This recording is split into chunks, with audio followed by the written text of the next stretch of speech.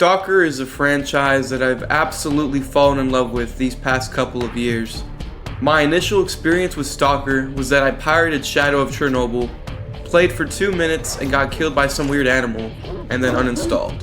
Years later, I see the STALKER bundle for sale on Steam and decide to give it another go. What I left with was an experience that cannot be done justice with a few short sentences. I will be primarily discussing Shadow of Chernobyl, but many of the sentiments echoed will most likely be true for Clear Sky and Call of Pripyat as well. The setting of this game is one of the most unique I've encountered in a video game, if not fiction as a whole. You are in the zone, or the Chernobyl exclusion zone, or the zone of alienation. Different from the Chernobyl disaster that is true to our world, there was a second disaster which spawned the zone as we know it into existence. What makes the zone interesting is not only the physical construction itself, but rather what the zone's inhabitants have done with the place. I'm talking, of course, about this game's factions, but we'll discuss them as they come along. You are Marked One, as designated by the odd tattoo found on your arm. You don't remember a thing, but your PDA has one task, which is to find and kill S.T.A.L.K.E.R. You begin Marked One's journey in the Cordon, more specifically the Rookie Village. You will find the village to be inhabited by exclusively loners, a faction whose members have no allegiance to anyone but themselves. You immediately meet the most important person in the Cordon, Sidrovich, or as my friend Quarta calls him, Condor. Sidrovich is an important businessman with connections to the outside. He's also one of the few traders in the game. Got a selection of good things on sale, stranger. What are you selling?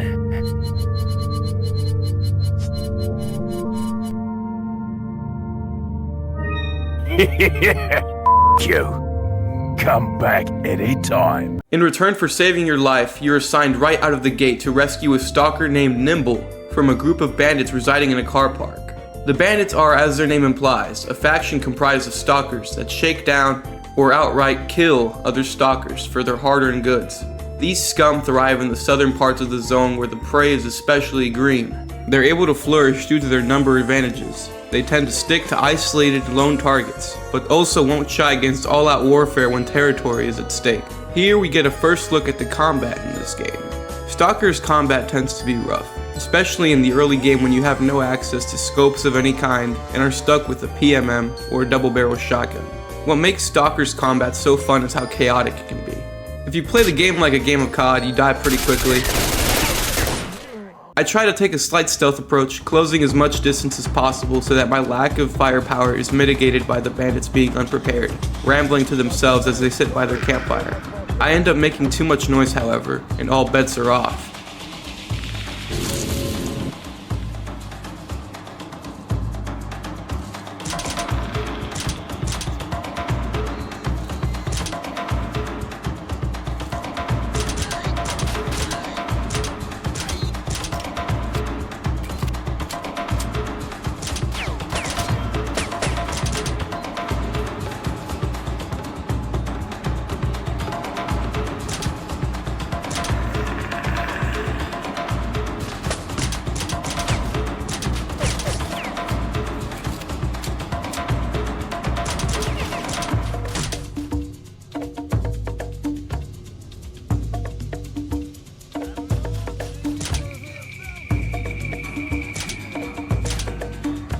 I'll talk about combat more once we move up from fighting mere bandits. To move up to the next stage of the zone, that being the garbage, we must move up north through the Cordon, but are blocked by a military squad. The Security Service of Ukraine conducts many operations in the zone, as noted by frequent helicopters passing overhead, and their appearance at the Agroprom Research Institute and the Brain Scorcher after its deactivation. What noble service are they conducting here in the Cordon? Preventing rookie stalkers from heading north, unless they pay a toll. The military faction is notable for a few reasons. Their experience in the early formation of the zone, their relationship with duty, and their corruption. I never pay the fee to pass through though.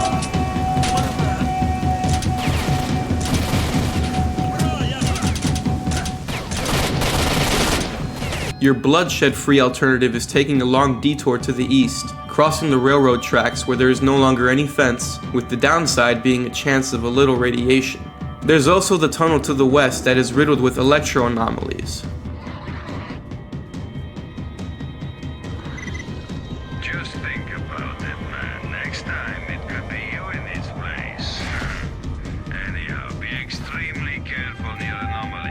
Anomalies are another unique feature that are offered by the zone. When compared to bloodthirsty stalkers and horrifying mutants, anomalies seem like a less dangerous obstacle, but they are not to be underestimated. They are oddities that possess unique characteristics that have the potential to be extremely deadly if you're not cautious. A good amount of anomalies are perfectly visible, so the danger is immediately known to you. However, even if you know it's there, a haphazard attempt to navigate through them will leave you mutilated or even a fine red mist. There are also anomalies which are not as visible, which is where the bolt comes in. Where anomalies are present, artifacts aren't very far behind. Artifacts play a large part in why there's so much interest in the zone to begin with. Artifacts are highly sought after by the ecologists, who seek to utilize their unique properties for the good of mankind, or more accurately, technological advancement. This on its own makes them a valuable object worth devoting your time to. What makes artifacts stand out for you, the player, outside of being a good source of income, is the properties that they contain and how it affects gameplay. Artifacts are able to be equipped by the player and possess characteristics that affect your very own attributes. The jellyfish artifact in Shadow of Chernobyl provides a 2% boost towards your bulletproof stat, but in exchange you are impacted by radiation, which can only be truly mitigated by simultaneously equipping another artifact that removes radiation. When you move towards the center of the zone, you start finding artifacts that are rarer and boast no negative consequences whatsoever. Stacking several artifacts of the same type can make you practically invincible to their corresponding anomaly, such as with the battery artifact and the electro anomaly. In Shadow of Chernobyl, you can even heal and repair your armor by doing this, albeit at a very slow pace. The concept of artifacts is one I can really get behind, with my only problem being that they don't embrace their sci-fi nature enough. I'd like to see artifacts in Stalker 2 have a much more pronounced effect on your character, and be given much more attention overall. Moving up into the garbage, we are faced with a small group of bandits shaking down a poor loner. I don't have anything! Don't shoot! Your cards and your artifacts. I'm quick, you asshole. After several attempts to save his life, we move on to assist a group of loners led by a man named Bess, as they are soon to be met with opposition from bandits. I eliminated the wave of bandits necessary to get my reward from Bess, but I got a little carried away, and moved to finish the rest of the bandits in their hideout. I take them out with little trouble, but I get entranced by the few artifacts that are laying around, and I end up getting more than what I bargained for. Talking to Bess, we see another reason Stalker really resonates with me. We see that Bess is in the zone as a fugitive who came to the zone like many others as a way to escape the grasp of the normal world. A lot of people come to the zone for just cold hard cash, but many seek the zone or have been in the zone and find it to be where they belong. The zone has its own dangers though, as you can probably tell, but here you are somewhat free. We ask Bess why he doesn't join Duty if he likes taking the law into his own hands, but we are told here that Duty has close connections with the government and the army. The world building in this game is simply fantastic. As the player, you don't know much about the zone, and as you move up and talk to more people, you learn more and more about the history and the ongoing events of the zone. The only drawback is that if you want to understand the zone and its people, you have to take an active interest, and I know most people do not enjoy reading walls of text to get their lore dump. You can easily go through the game without asking any questions and towards the end be like, who the hell's the Wish Granter? While looking for artifacts, I receive an SOS on my PDA from an unknown stalker. I make my way towards him, but the fool has a headlamp announcing him to the whole world, and I use my binoculars to identify him as a lone bandit trying to ambush anybody who is kind-hearted enough to head his way. I ignore him and try to walk away to find more artifacts, but he forces my hand and I end him. Encounters like this are a great addition to the game, but unfortunately are not frequent occurrences and more a one and done type of thing. I make my way to the Agroprom, but am met with resistance from bandits holding the territory. I deal with them and make my way to Mole's group for info on S.T.A.L.K.E.R, but things as usual are not that simple. The military is trying to wipe out the loners in the area, and we have to save Mole if we want that information. We take out the military, and instead of immediately talking to Mole, I get greedy and go around the area collecting several artifacts. I even met a deserter from the military who tells you about the Agroprom underground, and how he left behind his squad mates there. Some more artifact hunting later, and I finally make my way back to Mole, but as I approach the facility, it turns out some more military showed up and killed him. This was another really memorable combat encounter for me. I know nothing about the enemy's position. All I know is that there are at least 8 people in the surrounding area. I peek around the corner and see a lone soldier and attempt to kill him there and then, but I whiff my shots. I retreat back around 11 paces and finish the job. I move up, but immediately regret it when 3 soldiers come into view. I go back for cover and take a few pot shots. The number of people around me decreases, which means that the distance between me and a few grunts is decreasing. They're moving back, potentially trying to flank me. One of them exits cover and should be an easy kill, but this game's aiming system has its ups and downs, and in this moment, what looks like several headshots did absolutely nothing. One reload and a bullet later, he is done for. I check my rear for hostiles, see no one, and return to holding this line of sight. I see this soldier appreciating the architecture that went into the stairs, and I put a swift end to it. As always, the number at the top left fluctuates, leaving me flustered as to where the few remaining soldiers are. I blindly rush out trying to find these men, and am shown precisely where they are when bullets start flying at me all of a sudden. I whiff all my shots and the soldier retreats. I try to use a grenade to smoke him out to no avail. I hold the sightline in the small shack facing the entrance and miss several headshots for some reason until I kill him. I scavenge his corpse for ammo and am met with gunshots yet again. I shoot the red barrel hoping to kill him that way to no avail. I use another grenade, but in my bewilderment, aim way too low. I walk up and am met with gunfire yet again in a first-person shooter. No way! I aim down this little corridor and see an enemy, but can't get a clear shot due to all the vegetation, so I immediately make a mad dash for the sightline from earlier. I scan the area for him and see him for a split second enter the building via the stairs. He makes his way up the stairs of the building, and I follow, but he suddenly peeks out and I shoot wildly at him, missing the opportunity to kill him there. I go up the stairs and the soldier finally meets his end. I can see 2 people remaining. I initially keep my sights trained on the stairs through the guardrail, but opt for a better position in the end. The math doesn't add up, as there should be 1 person left at this point, but I see no one anymore, so I am content. I start looting the nearby corpses and guns for ammo. Suddenly, I hear some yammering in a foreign language and see that 1 person, no, 3 people have come to play.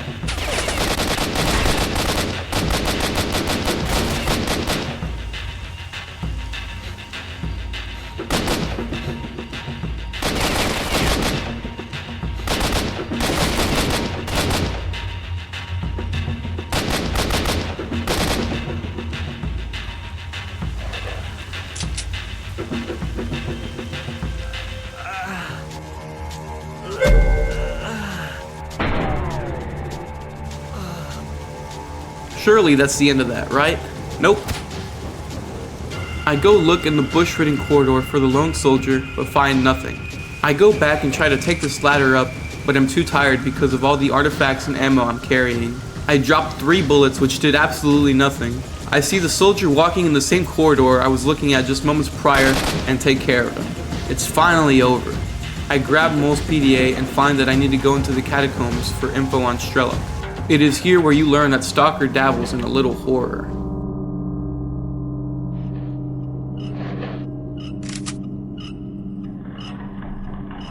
Not even a second in and the stage is set. Before we explore the Agroprom underground further, let me just say that the sound design and atmosphere in this game is excellent. Even in locations that aren't so spooky, like the Cordon, the ambient sounds manage to instill a little unease in you.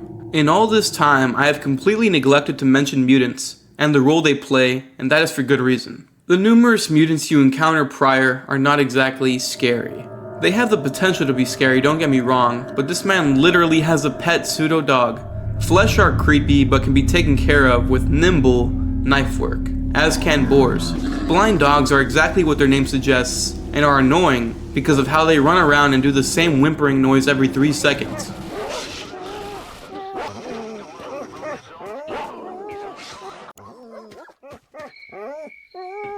Here in the Agroprom underground, you meet the Bloodsucker.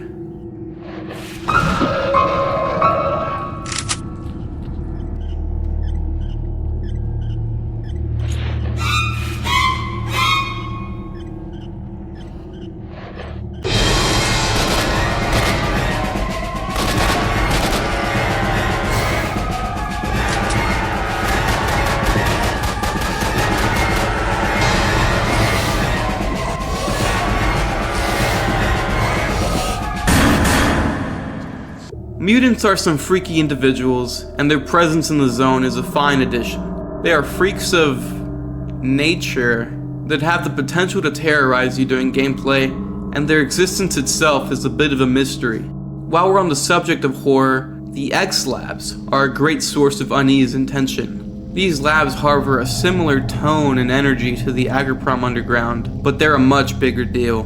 Navigating these cold and sometimes burning hot corridors, running past poltergeists who are hurling objects at you, the feeling of isolation and loneliness is strong down here. So much so that it's even a bit of a relief when met with the intervention of human hostiles. Teams 1 and 2, check the first floor. Team 3, the main hall. Teams 4 and 5, second floor.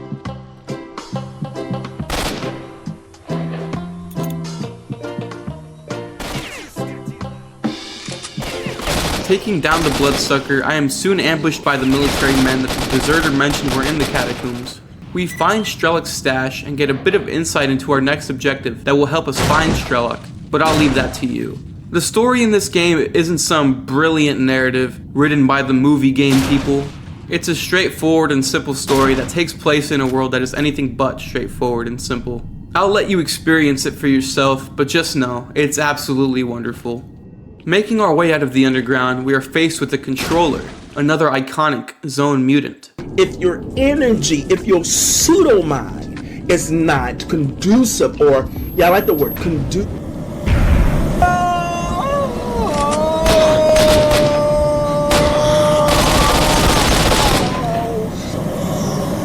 The Agroprom Research Institute is filled with military grunts that instantly zero in on you, but I bunkered down in a building and mowed most of them down as they came towards me. It's a common sentiment that in S.T.A.L.K.E.R you are but a speck of dust in the overall scheme of things, but this couldn't be further from the truth. Across all of these games, your respective protagonists end up accomplishing incredible feats despite the overwhelming odds stacked against them. I guess what really makes this sentiment hold some weight is that despite each of these guys being the absolute goats of the zone, no one really seems to give a damn and meat ride you like in other games. I grab the documents and make my way through some more military grunts. Along the way, I injure one and put him in a down state, and when this happens, I usually go with an execution shot with my pistol. I instead left him lying there and went to collect more artifacts. I come back and see him still breathing, so I leave him a medkit and he returns my goodwill with gunfire.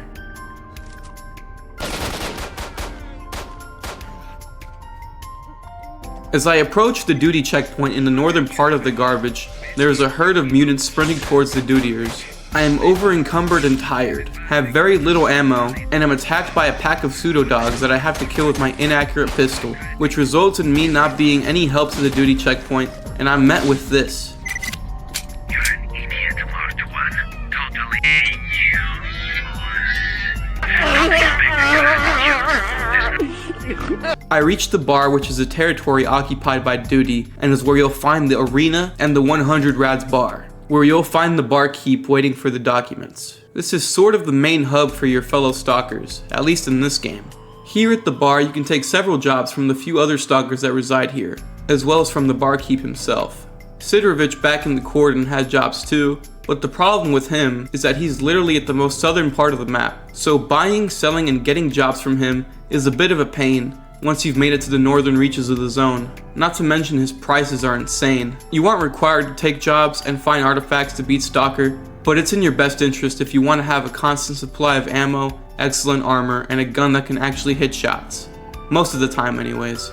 Fighting in the arena isn't the best source of money, as you're risking actual death fighting other stalkers, but it certainly is a good pastime. S.T.A.L.K.E.R is famous for its A-life system, which is basically how the world's NPCs behave independently of you. A notable instance of this is when I entered the Dark Valley and found this duty stalker talking to a downed bandit. The man named Bullet asked for my help in rescuing his fellow duty soldier being held hostage by a few bandits, and so I do. Afterwards, I went back to where the wounded bandit was as I spotted some artifacts nearby.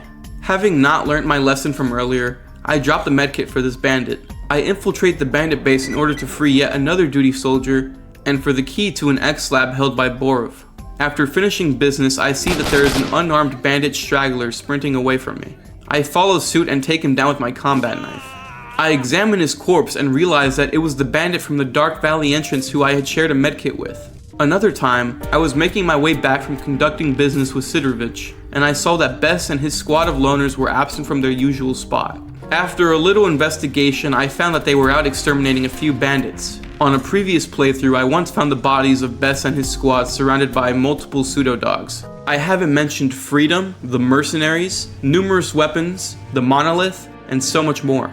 Like the story, I'll leave these unknowns be explored by you. All of the ideas we've discussed up to now have been mostly supportive and positive, but now we shall take a deep dive into the aspects of SOC that hinder its greatness. The gameplay seen throughout this video uses the Zone Reclamation Project, which takes effort in fixing some of the more game-breaking bugs and keeping them from rearing their ugly head. The first time I played this game was complete vanilla, as one should do, but man, I had a couple of instances where my save was corrupted and it just sucked. But I had such a good time thus far that I kept on playing, making multiple hard saves along the way. Jank can be pretty funny at times.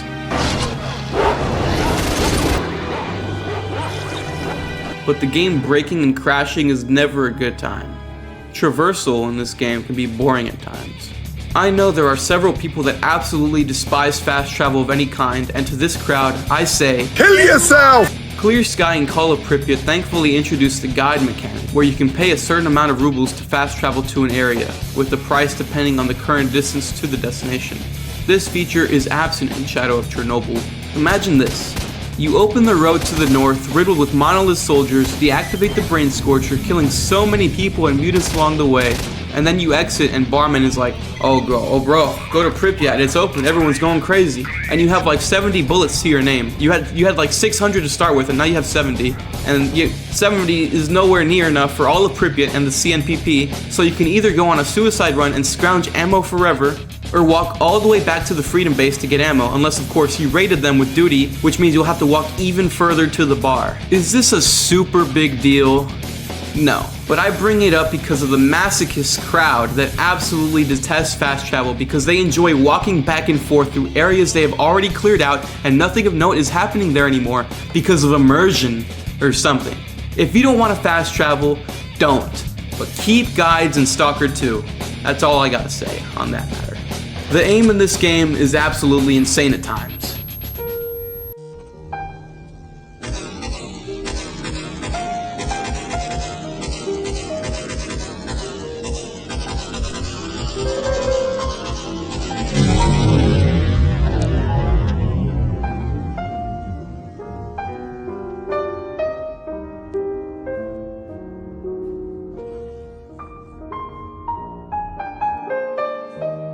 It doesn't bother me enough to the point where I modify game files like some people, but I can see how this would absolutely turn a lot of people off from giving the game a chance. The biggest problem that these games have is that towards the end they tend to devolve into a pure shooting gallery and not really properly utilize all the aspects we've mentioned before very well. They try to make the ending a spectacle, and I like what they're going for, but in terms of gameplay it is dull and overly simplistic. The plot at the CNPP feels rushed when you are suddenly explained everything, and it's only after you play Clear Sky and Call of Pripyat that you can really appreciate those last moments. On the whole, STALKER is a mesmerizing experience that will leave you feeling alone on a chilly night, the sound of a whimpering mutant echoing in your ears, thrilled in gun battle where the odds are overwhelmingly against you, the face of death in near sight, enthralled in the mysteries offered by the zone, its creatures, and your past. STALKER is home to all of these things, and is most definitely worth your time. So go on, play STALKER. And when I say play STALKER, I mean these. This is not peak. Give the originals a chance. You won't regret it. STALKER truly is one of my peakiest peaks.